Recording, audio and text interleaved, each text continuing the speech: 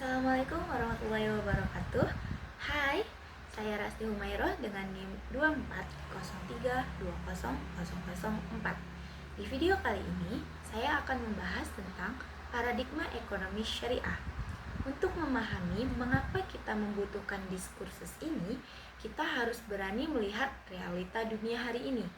Selama berabad-abad, dunia dinominasi oleh konstelasi pemikiran ekonomi konvensional, terutama kapitalisme dan sosialisme dalam berbagai variannya.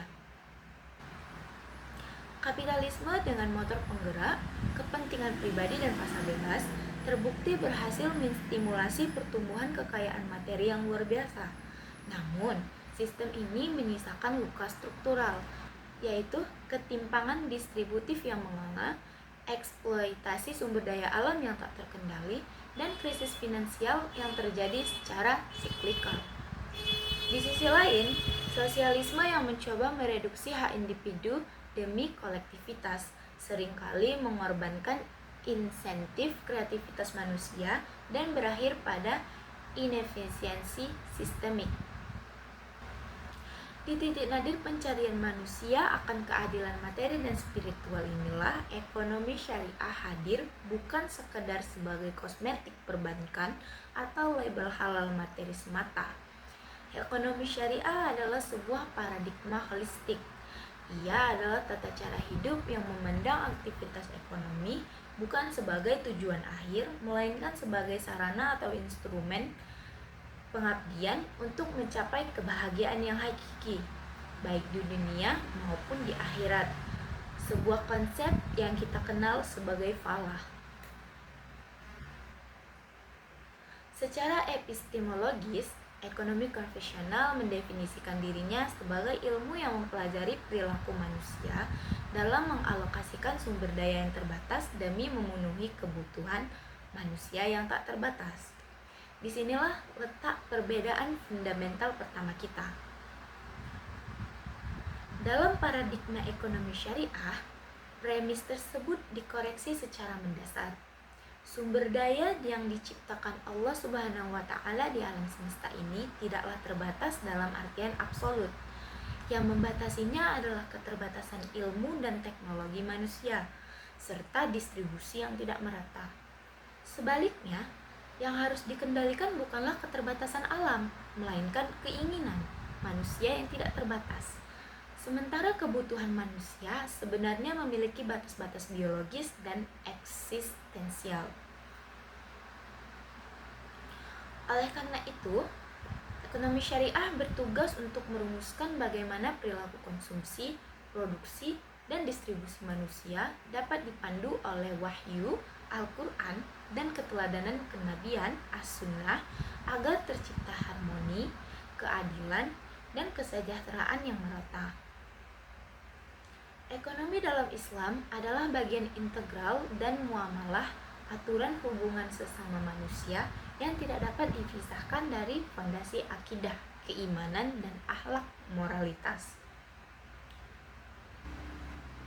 Oke, memasuki pembahasan pertama kita yang sangat krusial, metodologi ekonomi syariah. Bagaimana ilmu ini dibangun? Dari mana ia memperoleh kebenaran ilmiahnya? Epistemologi ekonomi syariah bersumber dari integrasi yang harmonis antara dua pilar utama. Yang pertama, kebenaran wahyu, yaitu Al-Quran dan As-Sunnah yang memberikan prinsip-prinsip absolut, nilai-nilai universal, dan batasan-batasan hukum yang tidak berubah melintasi ruang dan waktu, seperti larangan riba, maisyir, dan garar.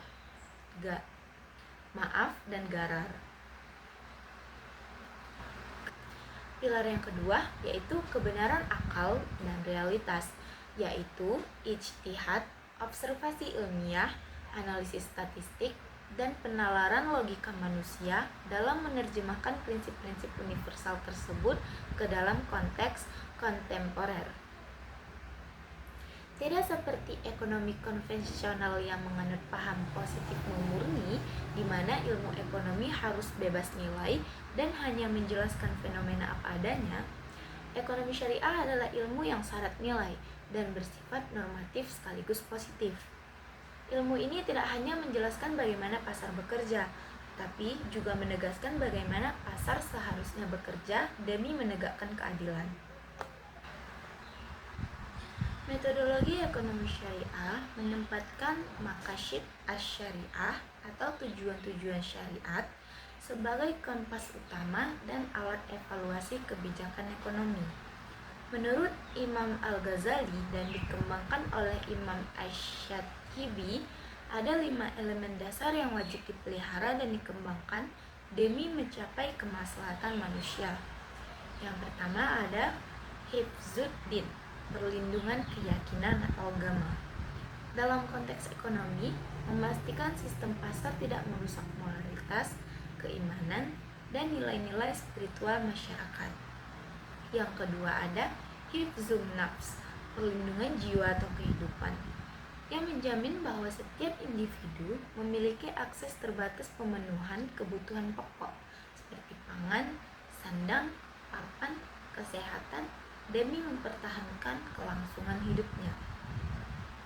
Hifzul aql, perlindungan akal, mendorong investasi pada pendidikan, riset, dan teknologi, serta melarang komoditas yang merusak fungsi kognitif manusia, seperti khamar atau konten destruktif.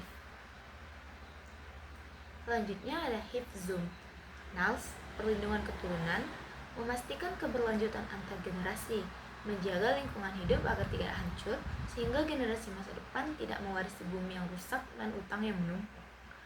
Lalu ada hifzul mal, perlindungan harta, mengatur hukum kepemilikan, melarang eksploitasi, pencurian, manipulasi pasar, serta memastikan harta berputar secara produktif di masyarakat dan tidak mendek di segelintiran orang kaya aja. 5 elemen dasar yang baru saja saya sebutkan tadi sebenarnya sudah saya bahas lebih jauh di materi sebelumnya. Nah, jika teman-teman mau melihatnya bisa buka pada video sebelumnya. Setiap teori ekonomi, kebijakan fiskal negara, maupun produk keuangan syariah baru wajib diuji melalui 5 parameter maqasid ini. Jika suatu inovasi finansial menghasilkan keuntungan materi yang besar, namun merusak salah satu dari 5 pilar ini, misalnya merusak lingkungan atau memicu spekulasi yang menghancurkan harta publik, maka secara metodologis produk tersebut cacat dan tidak dapat dikategorikan sebagai ekonomi syariah.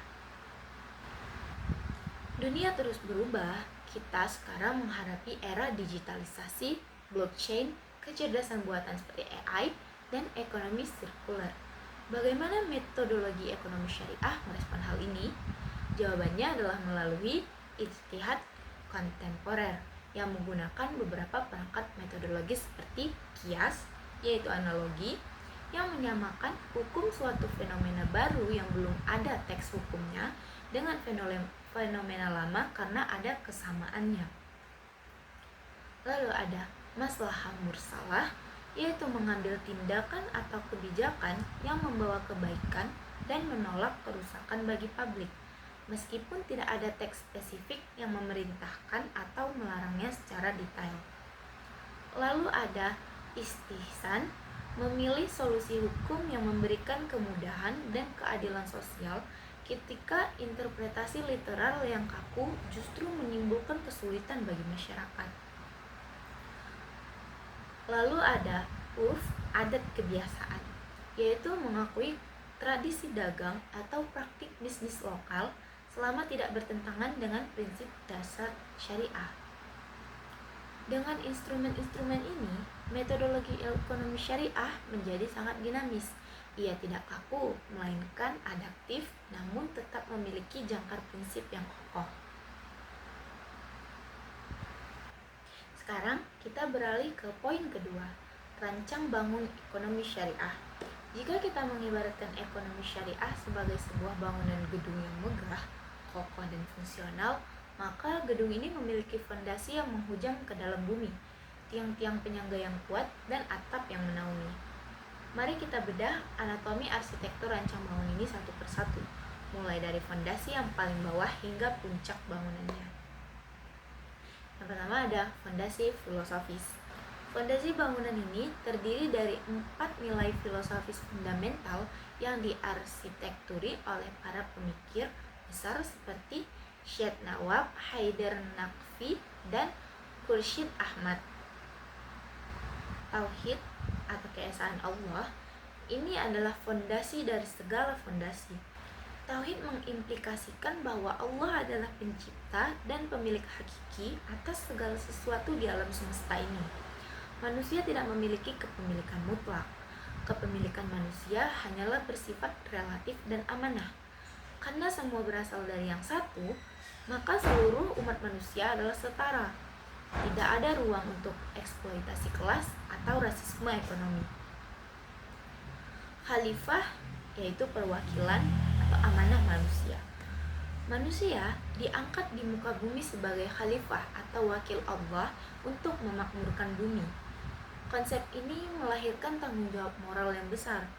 Manusia bukan hanya penguasa absolut yang bebas merusak alam, melainkan seorang manajer amanah yang harus mempertanggungjawabkan setiap keputusan ekonominya di hadapan sang pemilik hakiki kelak.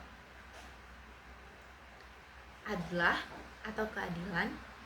Keadilan adalah ruh dari syariat Islam. Dalam ekonomi, adlah menuntut agar tidak boleh ada kezaliman, baik menzalimi diri sendiri maupun menzalimi orang lain. Ini berarti keseimbangan antara hak individu dan hak masyarakat, serta akses yang adil terhadap peluang ekonomi. Selanjutnya ada tazkiyah, penyucian dan pertumbuhan. Berbeda dengan ekonomi konvensional yang mengejar pertumbuhan kuantitatif materi secara membabi buta, tazkiyah menuntun bahwa pertumbuhan ekonomi harus dibarengi dengan penyucian jiwa dan berkah. Artinya, kekayaan yang tumbuh harus bersumber dari cara yang halal dan menghasilkan kesalehan sosial. Nah, di atas fondasi yang kokoh tersebut berdirilah tiang-tiang penyangga ekonomi syariah yang menggerakkan roda perekonomian. Pilar-pilar ini membedakan secara visual dan operasional antara sistem Islam dan sistem lainnya. Pilar pertama, instrumen keuangan sosial, ZIS Waqf. Ekonomi syariah menempatkan zakat, infak, sedekah, dan wakaf bukan sebagai kegiatan karitatif sukarela di pinggiran sistem, melainkan sebagai arus utama mainstream kebijakan fiskal dan jaminan sosial. Zakat bertindak sebagai instrumen transfer kekayaan wajib dari orang kaya, muzaki, kepada golongan yang membutuhkan, mustahik. Zakat secara inheren memotong penumpukan modal pasif dan memaksanya kembali mengalir ke dalam sirkulasi ekonomi sebagai daya beli masyarakat kelas bawah. Wakaf, khususnya wakaf produktif dan wakaf uang, berfungsi sebagai modal abadi umat. Wakaf digunakan untuk membangun infrastruktur publik, rumah sakit, universitas, dan pusat bisnis yang hasilnya dinikmati oleh masyarakat luas secara gratis atau bersubsidi, tanpa membebani APBN negara dengan utang. Pilar kedua, pelanggaran transaksi destruktif, riba, maisir, garat. Tiang penyangga ini berfungsi menjaga stabilitas makroekonomi dengan melarang 3 penyakit utama sektor finansial. Yang pertama, itu riba. Larangan riba adalah pemisahan tegas dari sistem kapitalistik. Riba mematikan sektor real karena uang melahirkan uang secara pasti melalui instrumen bunga tanpa menanggung resiko usaha. Islam mewajibkan skema risk sharing atau berbagi resiko melalui akad mudharabah atau musyarakah. Jika usaha untung, bagi hasil. Jika usaha rugi, tanggung bersama sesuai porsi. Yang kedua, ada gharar, ketidakpastian yang berlebihan.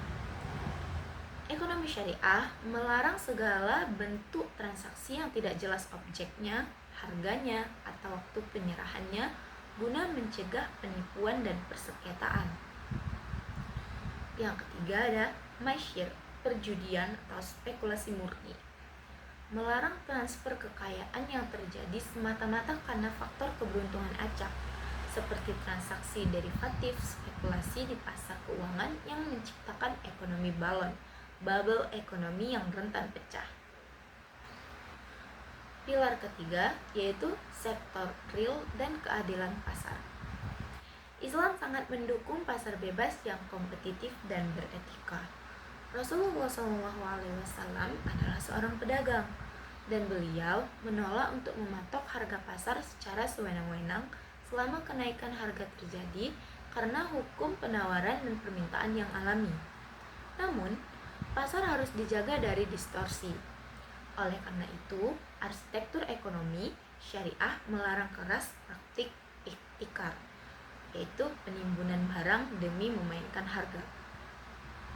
Talaki rukban mencegat pedagang desa di luar kota untuk membeli barangnya di bawah harga pasar sebelum mereka tahu harga asli, dan segala bentuk monopoli yang merugikan konsumen. Pilar yang terakhir ada falah dan keadilan distributif, atau kalau ini bangunan kita bisa sebut ini itu sebagai atapnya. Atap dari rancang bangun ini adalah tujuan akhir dari semua aktivitas. Pencapaian falah, kebahagiaan duniawi yang membawa ketenangan psikologis dan ketercukupan materi serta keselamatan di akhirat, dan tegaknya keadilan distributif. Harta dalam pandangan Islam tidak boleh hanya berputar di antara orang-orang kaya saja. Atap inilah yang melindungi seluruh masyarakat dari badai kemiskinan dan ketimpangan sosial. Nah, kita telah membahas banyak hal-hal sebelumnya tentang ekonomi syariah dan sebagainya. Maka sampailah kita pada puncak pembahasan kita, yaitu paradigma ekonomi syariah.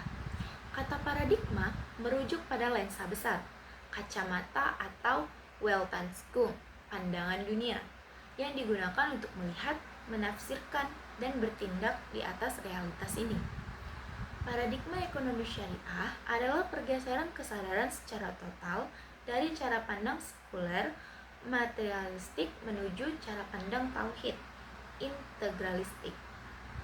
Dalam diskursus ekonomi konvensional, bangunan teori didirikan di atas asumsi dasar mengenai sosok yang disebut Homo economicus, manusia ekonomi. Homo economicus digambarkan sebagai makhluk rasional secara instrumental, namun egois secara moral. Karakter utamanya adalah pemenuhan kepentingan pribadi, self-interest, di mana tindakan manusia digerakkan oleh satu motivasi tunggal, yaitu bagaimana memaksimalkan utilitas, kepuasan, dan keuntungan materi bagi dirinya sendiri, terlepas dari apakah tindakan tersebut berdampak buruk pada masyarakat atau lingkungan. Sebaliknya, paradigma ekonomi syariah meruntuhkan konsep makhluk egois tersebut dan menggantinya dengan konsep Homo Islamicus atau Abdullah, hamba Allah. Manusia dalam pandangan Islam adalah makhluk spiritual yang rasional. Rasionalitasnya tidak dibatasi oleh insting hewani untuk memupuk materi, melainkan dibimbing oleh kesadaran transendental. Homo Islamicus bertindak tidak hanya untuk memuaskan syahwat ekonominya, melainkan untuk mencari ridho ilahi. Ia digerakkan oleh dorongan ganda, kesejahteraan diri yang berkeadilan, dan tanggung jawab sosial yang lahir dari keimanan. Ia menyadari bahwa kelak setiap rupiah yang masuk ke dalam kantongnya akan dimintai pertanggungjawaban. Nah, itu tadi adalah dimensi pertama tentang asumsi dasar hakikat manusia. Lalu, dimensi kedua, tujuan utama aktivitas ekonomi. Pada paradigma konvensional, orientasi dan indikator keberhasilan ekonomi diukur melalui maksimasi laba materi, utilitas individu, dan pertumbuhan ekonomi linear. Keberhasilan sebuah negara diukur hampir seluruhnya dari produk domestik bruto atau PDB, tanpa mempedulikan seberapa timpang distribusi kekayaan tersebut di akar rumput. Tujuan utamanya adalah akumulasi tanpa batas kuantitatif, lebih banyak dianggap selalu lebih baik, dan konsumsi yang tinggi dianggap sebagai simbol peradaban yang maju. Namun, di dalam paradigma syariah, tujuan utama itu dikoreksi secara fundamental menuju pencapaian falah dan barokah. Aktivitas ekonomi bukanlah tujuan pada dirinya sendiri, melainkan sarana untuk mencapai falah, yaitu kesejahteraan yang komprehensif, mencakup kecukupan materi di dunia, ketenangan psikologis, kesolehan sosial, serta keselamatan di akhirat. Di samping itu, variabel yang dikejar adalah keberkahan, yang berarti bertambahnya kebaikan. Harta yang sedikit namun berkah itu membawakan ketenangan jauh lebih bernilai secara ekonomi spiritual daripada harta melimpah yang lahir dari eksploitasi dan menyisakan kecemasan sosial. Dimensi selanjutnya, dimensi tercantum, konsep kepemilikan kekayaan. Mari kita lihat dimensi ketiga, yaitu bagaimana kedua sistem memandang aset dan kekayaan. Dalam ekonomi konvensional, khususnya kapitalisme, kekayaan adalah hak milik mutlak individu. Seseorang memiliki modal atau tanah, memiliki kedaulatan penuh untuk menggunakan, menimbun, membiarkan mengganggur, atau bahkan menghancurkan aset tersebut sesuai kehendak bebasnya, tanpa boleh diintervensi oleh aturan moral keagamaan. Kepemilikan ini terlepas dari tanggung jawab metafisik. Paradigma ekonomi syariah membalikkan logika ini dengan menyatakan bahwa kekayaan adalah titipan dan amanah Allah Subhanahu wa taala. Hak milik mutlak atas alam semesta beserta isinya berada di tangan Sang Pencipta. Kepemilikan hakiki. Manusia hanya diberikan kepemilikan relatif atau hak pemanfaatan yang bersyarat. Karena statusnya hanya sebagai pemegang amanah, manusia terikat oleh aturan-aturan ketat dari pemilik aslinya. Kekayaan harus diperoleh dengan cara yang halal, tidak boleh ditimbun, tidak boleh digunakan untuk merusak, dan wajib dikeluarkan hak orang lain di dalamnya melalui mekanisme zakat, infak, sedekah, dan wakaf. Kekayaan dalam Islam berfungsi sosial, bukan egois. Selanjutnya, dimensi keempat, mekanisme arsitektur sistem keuangan. Terakhir, perbedaan ini mewujud secara konkret pada arsitektur sistem keuangan. Ekonomi konvensional beroperasi di atas sistem berbasis utang dan bunga. Uang diperlakukan sebagai komoditas yang bisa diperjualbelikan dan disewakan dengan harga berupa bunga. Hal ini menciptakan pemisahan yang berbahaya antara sektor keuangan dan sektor real. Sektor keuangan bisa tumbuh ribuan kali lipat secara spekulatif melalui instrumen derivatif atau utang berbunga. Sementara pabrik-pabrik dan sektor pertanian di sektor real mengalami stagnasi. Paradigma ekonomi syariah dengan tegas memutus rantai tersebut dan mewajibkan sistem berbasis sektor real dan berbagi resiko. Dalam Islam, uang bukanlah komoditas. Uang hanyalah alat tukar dan alat ukur nilai. Uang tidak dapat melahirkan uang dengan sendirinya hanya karena berjalannya waktu melalui instrumen bunga. Agar uang bisa menghasilkan keuntungan, ia harus dikaitkan secara langsung dengan aset real dan aktivitas produktif di lapangan, baik melalui perdagangan, sewa-menyewa, maupun kemitraan bagil hasil. Sistem ini mengunci agar pertumbuhan sektor keuangan selalu berjalan selaras dan seimbang dengan pertumbuhan kapasitas produksi nyata di masyarakat, sehingga mencegah terjadinya krisis ekonomi akibat pecahnya balon spekulasi keuangan. Banyak ekonom barat yang mengkritik bahwa memasukkan unsur agama atau moralitas ke dalam ekonomi akan membuat manusia bertindak tidak rasional. Ini adalah kesalahpahaman yang fundamental. Ekonomi syariah tidak membuang konsep rasionalitas. Kita mematangkan dan memperluas cakrawala rasionalitas tersebut. Dalam ekonomi konvensional, tindakan rasionalitas dibatasin oleh dinding duniawi yang pendek. Jika saya menyumbangkan setengah harta saya tanpa imbalan komersial, tindakan itu dianggap mengurangi utilitas materi saya. Namun, dalam paradigma syariah, tindakan tersebut dinilai sangat rasional karena perhitungan matematika ekonomi muslim melibatkan variabel akhirat dan pahala.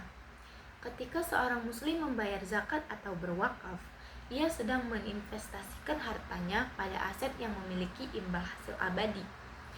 Rasionalitas Islam adalah rasionalitas jangka panjang yang melampaui kematian. Dalam teori perilaku konsumen konvensional, kepuasan diukur dengan utilitas atau kepuasan subjektif. Masalahnya, utilitas bersifat bebas nilai. Seseorang bisa mendapatkan utilitas yang sangat tinggi dari mengonsumsi narkoba, melakukan judi online, atau menimbun barang. Paradigma ekonomi syariah mengganti konsep utilitas ini dengan maslahah. Maslahah adalah pemenuhan kebutuhan yang membawa manfaat bagi jasmani dan rohani, serta sesuai dengan koridor maqasid asy-syariah. Sesuatu yang membawa kepuasan indrawi tetapi merusak moral atau kesehatan tidak dapat disebut memiliki maslahah, melainkan mafsadah, kerusakan. Konsumsi dalam Islam dibatasi oleh dua garis, yaitu tidak boleh mengkonsumsi yang haram dan tidak boleh berlebihan atau mubazir. Nah, kita telah melihat bagaimana metodologi ekonomi syariah dengan indahnya memadukan kepastian wahyu ilahi dengan fleksibilitas ijtihad insani, dipandu oleh kompas kemanusiaan universal bersama maqasid asy-syariah. Kita juga telah membedah rancang bangun ekonomi syariah, sebuah arsitektur peradaban yang berdiri megah di atas fondasi tauhid, khilafah, adlah, dan tazkiyah. Disangga oleh pilar-pilar kokoh, ziswaf, sistem bagi hasil tanpa riba, serta pasar yang bersih dari distorsi spekulatif demi memayungi manusia di bawah atap kesejahteraan sejati. Semua ini bermuara pada satu kesimpulan. Paradigma ekonomi syariah bukanlah sekadar alternatif sistem keuangan bagi umat muslim saja. Ini adalah manifesto universal untuk menyembuhkan luka-luka ekonomi dunia modern. Tantangan nyata bagi kita para mahasiswa, akademisi, praktisi, pengusaha, dan pengambil kebijakan adalah bagaimana membumikan paradigma ini ke dalam realitas konkret. Kita harus merancang aplikasi teknologi finansial syariah yang inklusif bagi UMKM, mengoptimalkan tata kelola lembaga zakat dan wakaf produktif secara transparan berbasis digital, mengembangkan industri halal yang kompetitif di kancah global, dan yang terpenting, menghidupkan karakter Homo Islamicus dalam diri kita sendiri di setiap transaksi harian kita. Ekonomi syariah ialah tentang masa depan yang berkeadilan.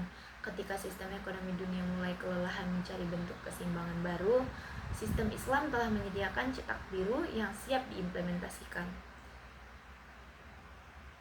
Sekian pembahasan saya tentang paradigma ekonomi syariah. Sampai jumpa lagi di video selanjutnya. Wassalamualaikum warahmatullahi wabarakatuh.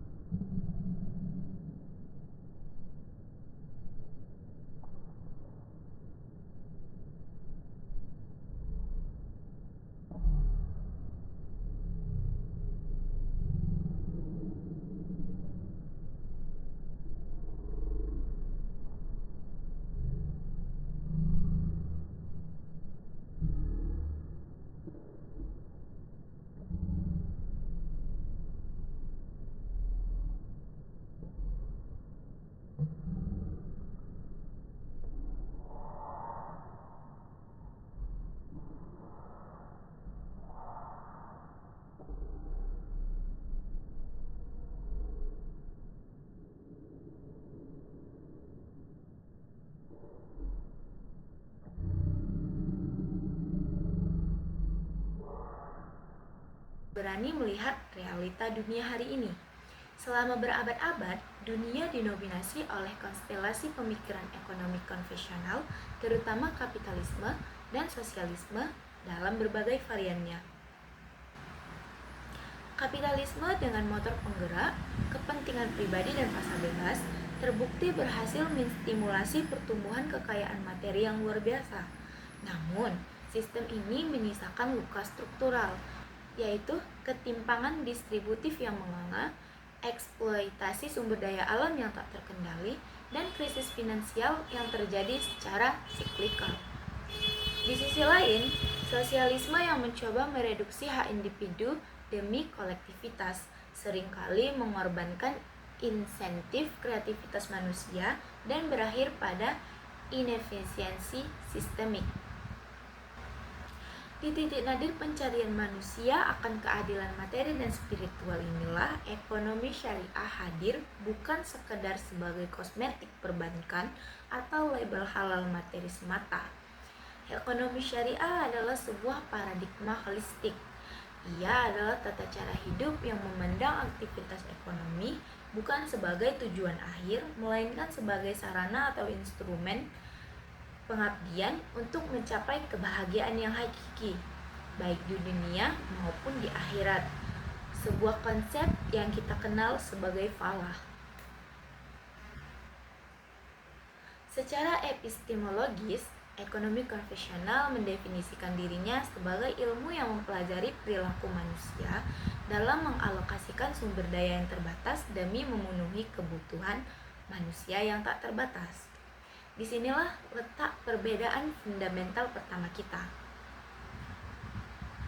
Dalam paradigma ekonomi syariah, premis tersebut dikoreksi secara mendasar. Sumber daya yang diciptakan Allah Subhanahu wa Ta'ala di alam semesta ini tidaklah terbatas dalam artian absolut. Yang membatasinya adalah keterbatasan ilmu dan teknologi manusia, serta distribusi yang tidak merata. Sebaliknya, yang harus dikendalikan bukanlah keterbatasan alam, melainkan keinginan manusia yang tidak terbatas. Sementara kebutuhan manusia sebenarnya memiliki batas-batas biologis dan eksistensial. Oleh karena itu, ekonomi syariah bertugas untuk merumuskan bagaimana perilaku konsumsi, produksi, dan distribusi manusia dapat dipandu oleh wahyu, Al-Quran, dan keteladanan kenabian as-sunnah agar tercipta harmoni, keadilan, dan kesejahteraan yang merata. Ekonomi dalam Islam adalah bagian integral dan muamalah aturan hubungan sesama manusia yang tidak dapat dipisahkan dari fondasi akidah, keimanan, dan akhlak moralitas.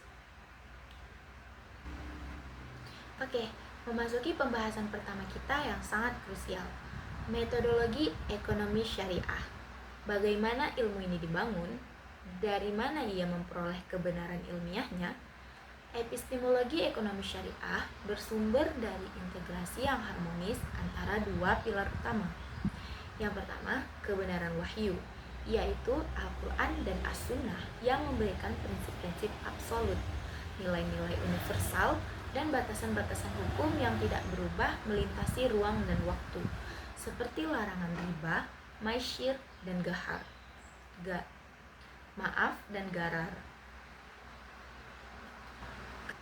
Pilar yang kedua yaitu kebenaran akal dan realitas, yaitu ijtihad, observasi ilmiah, analisis statistik, dan penalaran logika manusia dalam menerjemahkan prinsip-prinsip universal tersebut ke dalam konteks kontemporer. Tidak seperti ekonomi konvensional yang menganut paham positif murni, di mana ilmu ekonomi harus bebas nilai dan hanya menjelaskan fenomena apa adanya. Ekonomi syariah adalah ilmu yang syarat nilai dan bersifat normatif sekaligus positif. Ilmu ini tidak hanya menjelaskan bagaimana pasar bekerja, tapi juga menegaskan bagaimana pasar seharusnya bekerja demi menegakkan keadilan. Metodologi ekonomi syariah menempatkan maqasid asy-syariah atau tujuan-tujuan syariat sebagai kompas utama dan alat evaluasi kebijakan ekonomi. Menurut Imam Al-Ghazali dan dikembangkan oleh Imam Asy-Syatibi, ada 5 elemen dasar yang wajib dipelihara dan dikembangkan demi mencapai kemaslahatan manusia. Yang pertama ada hifzuddin, perlindungan keyakinan atau agama. Dalam konteks ekonomi, memastikan sistem pasar tidak merusak moralitas, keimanan, dan nilai-nilai spiritual masyarakat. Yang kedua ada hifzun nafs, perlindungan jiwa atau kehidupan, yang menjamin bahwa setiap individu memiliki akses terbatas pemenuhan kebutuhan pokok seperti pangan, sandang, papan, kesehatan demi mempertahankan kelangsungan hidupnya. Hifzul aql, perlindungan akal, mendorong investasi pada pendidikan, riset, dan teknologi, serta melarang komoditas yang merusak fungsi kognitif manusia, seperti khamar atau konten destruktif. Selanjutnya ada hifzum nals, perlindungan keturunan, memastikan keberlanjutan antar generasi, menjaga lingkungan hidup agar tidak hancur, sehingga generasi masa depan tidak mewarisi bumi yang rusak dan utang yang menumpuk. Lalu ada hifzul mal, perlindungan harta, mengatur hukum kepemilikan, melarang eksploitasi, pencurian, manipulasi pasar, serta memastikan harta berputar secara produktif di masyarakat dan tidak mendek di segelintiran orang kaya aja. 5 elemen dasar yang baru saja saya sebutkan tadi sebenarnya sudah saya bahas lebih jauh di materi sebelumnya. Nah, jika teman-teman mau melihatnya bisa buka pada video sebelumnya. Setiap teori ekonomi, kebijakan fiskal negara, maupun produk keuangan syariah baru wajib diuji melalui 5 parameter makasif ini. Jika suatu inovasi finansial menghasilkan keuntungan materi yang besar, namun merusak salah satu dari 5 pilar ini, misalnya merusak lingkungan atau memicu spekulasi yang menghancurkan harta publik, maka secara metodologis produk tersebut cacat dan tidak dapat dikategorikan sebagai ekonomi syariah. Dunia terus berubah, kita sekarang menghadapi era digitalisasi, blockchain, kecerdasan buatan seperti AI, dan ekonomi sirkuler. Bagaimana metodologi ekonomi syariah merespon hal ini? Jawabannya adalah melalui ijtihad kontemporer yang menggunakan beberapa perangkat metodologis seperti kias, yaitu analogi, yang menyamakan hukum suatu fenomena baru yang belum ada teks hukumnya dengan fenomena lama karena ada kesamaannya. Lalu ada maslahah mursalah, yaitu mengambil tindakan atau kebijakan yang membawa kebaikan dan menolak kerusakan bagi publik, meskipun tidak ada teks spesifik yang memerintahkan atau melarangnya secara detail. Lalu ada istihsan, memilih solusi hukum yang memberikan kemudahan dan keadilan sosial ketika interpretasi literal yang kaku justru menimbulkan kesulitan bagi masyarakat. Lalu ada urf, adat kebiasaan, yaitu mengakui tradisi dagang atau praktik bisnis lokal selama tidak bertentangan dengan prinsip dasar syariah. Dengan instrumen-instrumen ini, metodologi ekonomi syariah menjadi sangat dinamis. Ia tidak kaku, melainkan adaptif, namun tetap memiliki jangkar prinsip yang kokoh. Sekarang kita beralih ke poin kedua, rancang bangun ekonomi syariah. Jika kita mengibaratkan ekonomi syariah sebagai sebuah bangunan gedung yang megah, kokoh dan fungsional, maka gedung ini memiliki fondasi yang menghujam ke dalam bumi, tiang-tiang penyangga yang kuat, dan atap yang menaungi. Mari kita bedah anatomi arsitektur rancang bangun ini satu persatu, mulai dari fondasi yang paling bawah hingga puncak bangunannya.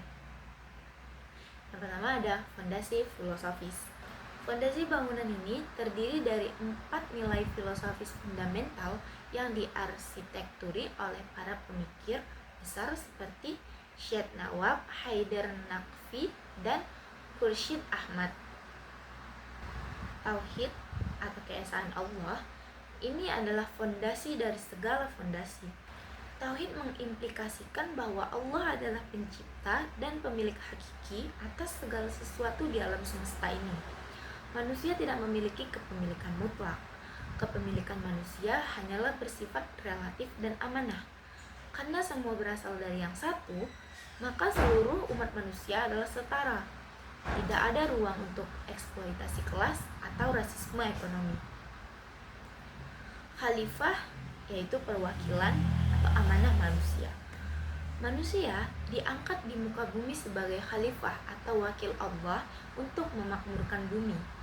Konsep ini melahirkan tanggung jawab moral yang besar. Manusia bukan hanya penguasa absolut yang bebas merusak alam, melainkan seorang manajer amanah yang harus mempertanggungjawabkan setiap keputusan ekonominya di hadapan sang pemilik hakiki kelak. Adlah atau keadilan. Keadilan adalah ruh dari syariat Islam. Dalam ekonomi, adlah menuntut agar tidak boleh ada kezaliman, baik menzalimi diri sendiri maupun menzalimi orang lain. Ini berarti keseimbangan antara hak individu dan hak masyarakat, serta akses yang adil terhadap peluang ekonomi. Selanjutnya ada tazkiyah, penyucian dan pertumbuhan. Berbeda dengan ekonomi konvensional yang mengejar pertumbuhan kuantitatif materi secara membabi buta, tazkiyah menuntun bahwa pertumbuhan ekonomi harus dibarengi dengan penyucian jiwa dan berkah. Artinya, kekayaan yang tumbuh harus bersumber dari cara yang halal dan menghasilkan kesalehan sosial. Nah, di atas fondasi yang kokoh tersebut, berdirilah tiang-tiang penyangga ekonomi syariah yang menggerakkan roda perekonomian. Pilar-pilar ini membedakan secara visual dan operasional antara sistem Islam dan sistem lainnya. Pilar pertama, instrumen keuangan sosial, ZIS Waqf. Ekonomi syariah menempatkan zakat, infak, sedekah, dan wakaf bukan sebagai kegiatan karitatif sukarela di pinggiran sistem, melainkan sebagai arus utama mainstream kebijakan fiskal dan jaminan sosial. Zakat bertindak sebagai instrumen transfer kekayaan wajib dari orang kaya, muzaki, kepada golongan yang membutuhkan, mustahik. Zakat secara inheren memotong penumpukan modal pasif dan memaksanya kembali mengalir ke dalam sirkulasi ekonomi sebagai daya beli masyarakat kelas bawah. Wakaf, khususnya wakaf produktif dan wakaf uang, berfungsi sebagai modal abadi umat. Wakaf digunakan untuk membangun infrastruktur publik, rumah sakit, universitas, dan pusat bisnis yang hasilnya dinikmati oleh masyarakat luas secara gratis atau bersubsidi, tanpa membebani APBN negara dengan utang. Pilar kedua, pelanggaran transaksi destruktif, riba, maisir, garar. Tiang penyangga ini berfungsi menjaga stabilitas makroekonomi dengan melarang 3 penyakit utama sektor finansial. Yang pertama itu riba. Larangan riba adalah pemisahan tegas dari sistem kapitalistik. Riba mematikan sektor real karena uang melahirkan uang secara pasti melalui instrumen bunga tanpa menanggung resiko usaha. Islam mewajibkan skema risk sharing atau berbagi resiko melalui akad mudharabah atau musyarakah. Jika usaha untung, bagi hasil. Jika usaha rugi, tanggung bersama sesuai porsi. Yang kedua, ada garar, ketidakpastian yang berlebihan. Ekonomi syariah melarang segala bentuk transaksi yang tidak jelas objeknya, harganya, atau waktu penyerahannya guna mencegah penipuan dan persengketaan. Yang ketiga ada maisir, perjudian atau spekulasi murni.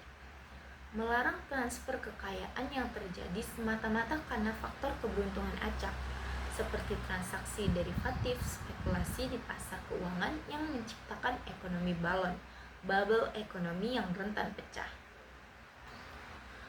Pilar ketiga yaitu sektor real dan keadilan pasar. Islam sangat mendukung pasar bebas yang kompetitif dan beretika. Rasulullah SAW adalah seorang pedagang dan beliau menolak untuk mematok harga pasar secara sewenang-wenang selama kenaikan harga terjadi karena hukum penawaran dan permintaan yang alami. Namun, pasar harus dijaga dari distorsi. Oleh karena itu, arsitektur ekonomi syariah melarang keras praktik ihtikar, yaitu penimbunan barang demi memainkan harga. Talaki rukban mencegat pedagang desa di luar kota untuk membeli barangnya di bawah harga pasar sebelum mereka tahu harga asli, dan segala bentuk monopoli yang merugikan konsumen. Pilar yang terakhir ada falah dan keadilan distributif, atau kalau ini bangunan kita bisa sebut ini itu sebagai atapnya. Atap dari rancang bangun ini adalah tujuan akhir dari semua aktivitas. Pencapaian falah, kebahagiaan duniawi yang membawa ketenangan psikologis dan ketercukupan materi serta keselamatan di akhirat, dan tegaknya keadilan distributif. Harta dalam pandangan Islam tidak boleh hanya berputar di antara orang-orang kaya saja. Atap inilah yang melindungi seluruh masyarakat dari badai kemiskinan dan ketimpangan sosial. Nah, kita telah membahas banyak hal-hal sebelumnya tentang ekonomi syariah dan sebagainya. Maka sampailah kita pada puncak pembahasan kita, yaitu paradigma ekonomi syariah. Kata paradigma merujuk pada lensa besar, kacamata atau Weltanschauung, pandangan dunia, yang digunakan untuk melihat, menafsirkan, dan bertindak di atas realitas ini. Paradigma ekonomi syariah adalah pergeseran kesadaran secara total dari cara pandang sekuler, materialistik menuju cara pandang tauhid, integralistik. Dalam diskursus ekonomi konvensional, bangunan teori didirikan di atas asumsi dasar mengenai sosok yang disebut Homo economicus, manusia ekonomi. Homo economicus digambarkan sebagai makhluk rasional secara instrumental, namun egois secara moral. Karakter utamanya adalah pemenuhan kepentingan pribadi, self-interest, di mana tindakan manusia digerakkan oleh satu motivasi tunggal, yaitu bagaimana memaksimalkan utilitas, kepuasan, dan keuntungan materi bagi dirinya sendiri, terlepas dari apakah tindakan tersebut berdampak buruk pada masyarakat atau lingkungan. Sebaliknya, paradigma ekonomi syariah meruntuhkan konsep makhluk egois tersebut dan menggantinya dengan konsep Homo Islamicus atau Abdullah, hamba Allah. Manusia dalam pandangan Islam adalah makhluk spiritual yang rasional. Rasionalitasnya tidak dibatasi oleh insting hewani untuk memupuk materi, melainkan dibimbing oleh kesadaran transendental. Homo Islamicus bertindak tidak hanya untuk memuaskan syahwat ekonominya, melainkan untuk mencari ridho ilahi. Ia digerakkan oleh dorongan ganda, kesejahteraan diri yang berkeadilan, dan tanggung jawab sosial yang lahir dari keimanan. Ia menyadari bahwa kelak setiap rupiah yang masuk ke dalam kantongnya akan dimintai pertanggungjawaban. Nah, itu tadi adalah dimensi pertama tentang asumsi dasar hakikat manusia. Lalu, dimensi kedua, tujuan utama aktivitas ekonomi. Pada paradigma konvensional, orientasi dan indikator keberhasilan ekonomi diukur melalui maksimasi laba materi, utilitas individu, dan pertumbuhan ekonomi linear. Keberhasilan sebuah negara diukur hampir seluruhnya dari produk domestik bruto atau PDB, tanpa mempedulikan seberapa timpang distribusi kekayaan tersebut di akar rumput. Tujuan utamanya adalah akumulasi tanpa batas kuantitatif. Lebih banyak dianggap selalu lebih baik, dan konsumsi yang tinggi dianggap sebagai simbol peradaban yang maju. Namun, di dalam paradigma syariah, tujuan utama itu dikoreksi secara fundamental menuju pencapaian falah dan barokah. Aktivitas ekonomi bukanlah tujuan pada dirinya sendiri, melainkan sarana untuk mencapai falah, yaitu kesejahteraan yang komprehensif, mencakup kecukupan materi di dunia, ketenangan psikologis, kesolehan sosial, serta keselamatan di akhirat. Di samping itu, variabel yang dikejar adalah keberkahan, yang berarti bertambahnya kebaikan. Harta yang sedikit namun berkah itu membawakan ketenangan jauh lebih bernilai secara ekonomi spiritual daripada harta melimpah yang lahir dari eksploitasi dan menyisakan kecemasan sosial. Dimensi selanjutnya, dimensi tercantum, konsep kepemilikan kekayaan. Mari kita lihat dimensi ketiga, yaitu bagaimana kedua sistem memandang aset dan kekayaan. Dalam ekonomi konvensional, khususnya kapitalisme, kekayaan adalah hak milik mutlak individu. Seseorang memiliki modal atau tanah, memiliki kedaulatan penuh untuk menggunakan, menimbun, membiarkan mengganggur, atau bahkan menghancurkan aset tersebut sesuai kehendak bebasnya, tanpa boleh diintervensi oleh aturan moral keagamaan. Kepemilikan ini terlepas dari tanggung jawab metafisik. Paradigma ekonomi syariah membalikkan logika ini dengan menyatakan bahwa kekayaan adalah titipan dan amanah Allah Subhanahu wa taala. Hak milik mutlak atas alam semesta beserta isinya berada di tangan Sang Pencipta. Kepemilikan hakiki. Manusia hanya diberikan kepemilikan relatif atau hak pemanfaatan yang bersyarat. Karena statusnya hanya sebagai pemegang amanah, manusia terikat oleh aturan-aturan ketat dari pemilik aslinya. Kekayaan harus diperoleh dengan cara yang halal, tidak boleh ditimbun, tidak boleh digunakan untuk merusak, dan wajib dikeluarkan hak orang lain di dalamnya melalui mekanisme zakat, infak, sedekah, dan wakaf. Kekayaan dalam Islam berfungsi sosial, bukan egois. Selanjutnya, dimensi keempat, mekanisme arsitektur sistem keuangan. Terakhir, perbedaan ini mewujud secara konkret pada arsitektur sistem keuangannya. Ekonomi konvensional beroperasi di atas sistem berbasis utang dan bunga. Uang diperlakukan sebagai komoditas yang bisa diperjualbelikan dan disewakan dengan harga berupa bunga. Hal ini menciptakan pemisahan yang berbahaya antara sektor keuangan dan sektor real. Sektor keuangan bisa tumbuh ribuan kali lipat secara spekulatif melalui instrumen derivatif atau utang berbunga. Sementara pabrik-pabrik dan sektor pertanian di sektor real mengalami stagnasi. Paradigma ekonomi syariah dengan tegas memutus rantai tersebut dan mewajibkan sistem berbasis sektor real dan berbagi resiko. Dalam Islam, uang bukanlah komoditas. Uang hanyalah alat tukar dan alat ukur nilai. Uang tidak dapat melahirkan uang dengan sendirinya hanya karena berjalannya waktu melalui instrumen bunga.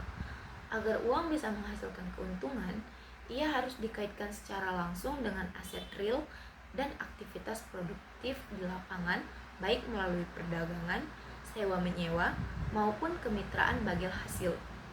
Sistem ini mengunci agar pertumbuhan sektor keuangan selalu berjalan selaras dan seimbang dengan pertumbuhan kapasitas produksi nyata di masyarakat, sehingga mencegah terjadinya krisis ekonomi akibat pecahnya balon spekulasi keuangan.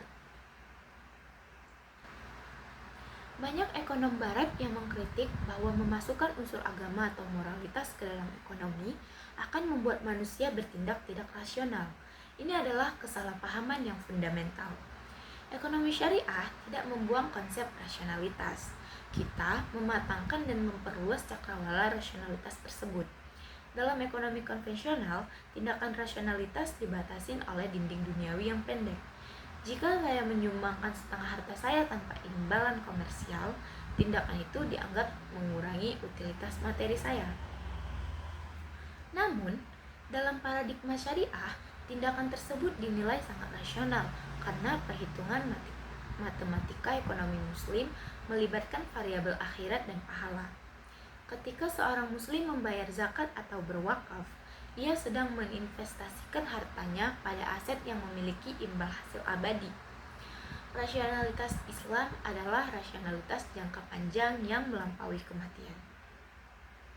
Dalam teori perilaku konsumen konvensional, kepuasan diukur dengan utilitas atau kepuasan subjektif. Masalahnya, utilitas bersifat bebas nilai. Seseorang bisa mendapatkan utilitas yang sangat tinggi dari mengonsumsi narkoba, melakukan judi online, atau menimbun barang. Paradigma ekonomi syariah mengganti konsep utilitas ini dengan maslahah. Maslahah adalah pemenuhan kebutuhan yang membawa manfaat bagi jasmani dan rohani, serta sesuai dengan koridor maqasid asy-syariah. Sesuatu yang membawa kepuasan indrawi tetapi merusak moral atau kesehatan tidak dapat disebut memiliki maslahah, melainkan mafsadah, kerusakan. Konsumsi dalam Islam dibatasi oleh dua garis, yaitu tidak boleh mengonsumsi yang haram dan tidak boleh berlebihan atau mubazir. Nah, kita telah melihat bagaimana metodologi ekonomi syariah dengan indahnya memadukan kepastian wahyu ilahi dengan fleksibilitas ijtihad insani, dipandu oleh kompas kemanusiaan universal bersama maqasid asy-syariah. Kita juga telah membedah rancang bangun ekonomi syariah, sebuah arsitektur peradaban yang berdiri megah di atas fondasi tauhid, khilafah, adlah, dan tazkiyah. Disangga oleh pilar-pilar kokoh, ziswaf, sistem bagi hasil tanpa riba, serta pasar yang bersih dari distorsi spekulatif demi memayungi manusia di bawah atap kesejahteraan sejati. Semua ini bermuara pada satu kesimpulan. Paradigma ekonomi syariah bukanlah sekadar alternatif sistem keuangan bagi umat muslim saja. Ini adalah manifesto universal untuk menyembuhkan luka-luka ekonomi dunia modern. Tantangan nyata bagi kita para mahasiswa, akademisi, praktisi, pengusaha, dan pengambil kebijakan adalah bagaimana membumikan paradigma ini ke dalam realitas konkret. Kita harus merancang aplikasi teknologi finansial syariah yang inklusif bagi UMKM, mengoptimalkan tata kelola lembaga zakat dan wakaf produktif secara transparan berbasis digital, mengembangkan industri halal yang kompetitif di kancah global, dan yang terpenting, menghidupkan karakter Homo Islamicus dalam diri kita sendiri di setiap transaksi harian kita. Ekonomi syariah ialah tentang masa depan yang berkeadilan. Ketika sistem ekonomi dunia mulai kelelahan mencari bentuk keseimbangan baru, sistem Islam telah menyediakan cetak biru yang siap diimplementasikan. Sekian pembahasan saya tentang paradigma ekonomi syariah. Sampai jumpa lagi di video selanjutnya. Wassalamualaikum warahmatullahi wabarakatuh.